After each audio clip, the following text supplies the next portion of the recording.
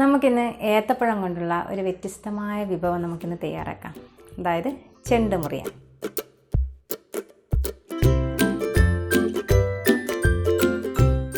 അതായത് ഈ ചെണ്ട് മുറിയനിലേക്ക് ഏത്തപ്പഴമാണ് ചേർക്കുന്നത്. പിന്നെ അതുകൂടാതെ തന്നെ നമ്മളിതിലേക്ക് തേങ്ങാപ്പാലും കൂടെ ആഡ് ചെയ്യുന്നുണ്ട്. അപ്പോൾ തേങ്ങാപ്പാലും കൂടെ ആഡ് ചെയ്യുമ്പോൾ വളരെ ഹെൽത്തി ആയിട്ടുള്ളൊരു വിഭവമാണിത്. അപ്പോൾ നമുക്കിതൊന്ന് തയ്യാറാക്കി നോക്കാം. നമുക്ക് ആദ്യം ഏത്തപ്പഴം മുറിച്ചെടുക്കണം. ഏത്തപ്പഴം നന്നായിട്ട് രണ്ടായിട്ട് മുറിച്ചെടുക്കാം. ഇതുപോലെ രണ്ടായിട്ട് മുറിച്ചെടുക്കുക. ഞാനിതിലേക്ക് ഉപയോഗിച്ചത് 2 ഏത്തപ്പഴമാണ്.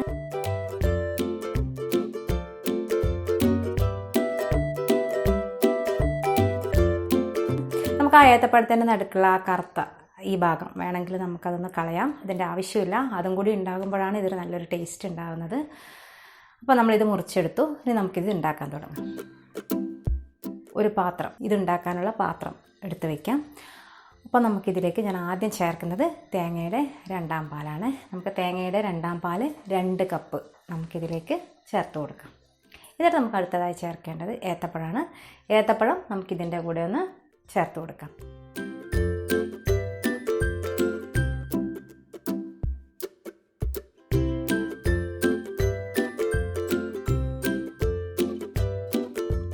ചേർത്ത് കഴിഞ്ഞതിന് ശേഷം നമുക്കിതിനെ അടച്ച് വെച്ച് ഒരു 2 മിനിറ്റ് നല്ലപോലെ വേവിക്കാം. അപ്പോൾ നല്ലപോലെ വെന്ത് വന്നിട്ടുണ്ട്. നല്ലപോലെ വെന്തുടഞ്ഞ് വന്നിട്ടുണ്ട്. ഇനി ഈ സമയം നമുക്കിതിലേക്ക് ചേർക്കേണ്ടത് പഞ്ചസാരയാണ്. പഞ്ചസാര 3 ടേബിൾ സ്പൂൺ നമുക്കിതിലേക്ക് ചേർത്ത് കൊടുക്കാം.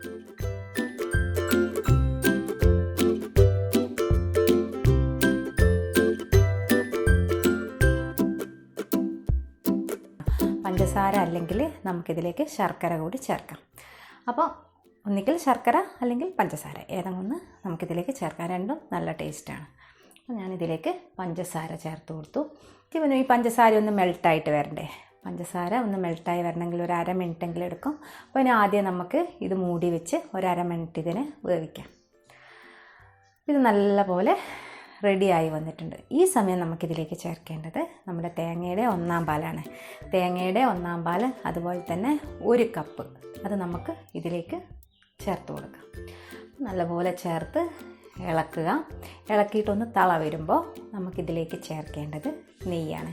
നെയ്യ് 1 ടീസ്പൂൺ നെയ്യ് നമുക്കിതിലേക്ക് ചേർത്ത് കൊടുക്കാം.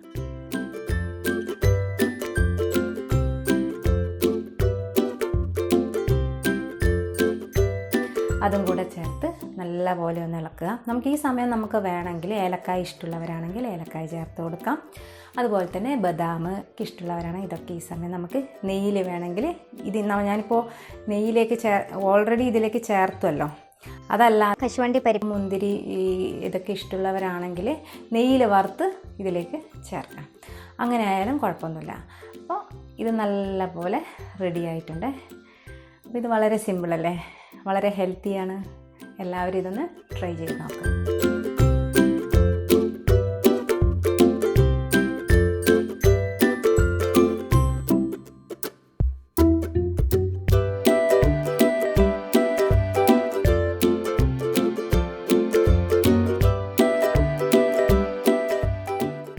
അപ്പോൾ ചെണ്ട് മുറിയൻ റെഡി ആയിട്ടുണ്ട്.